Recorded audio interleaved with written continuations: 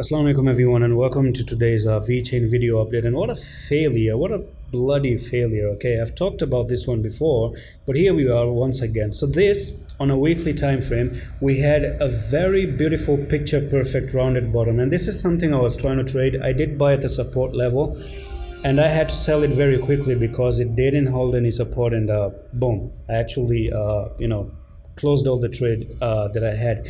Now at the moment, this was a price target I was looking for, but it's not on a target to go up there. It's not, okay?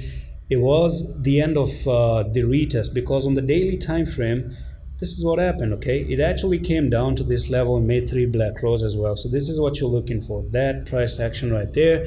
You came down to this level, you actually end up closing below that level, and that's not a good thing. You're looking for Vechain basically maybe due to Bitcoin come down to this level, which is going to be 21 and 22 levels. So that can be a possibility, as that is going to be the next level of influence. Now before that, there could be a little bit of a support down here because of this breakout there that we had.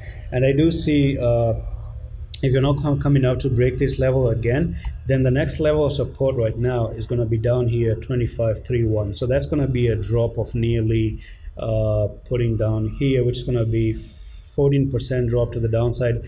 But actually on the weekly time frame, that's going to be really bad, because if you do end up coming down there by this week or maybe next week, as a matter of fact, if you do come down here and close near 27 level 0.027, then you're putting in an evening star. When you see one green candle, a doji in the middle, and then red candle, 3 combined is actually an evening star, and you might continue to drop even way more lower. And that's pretty much it for this update on Vechain.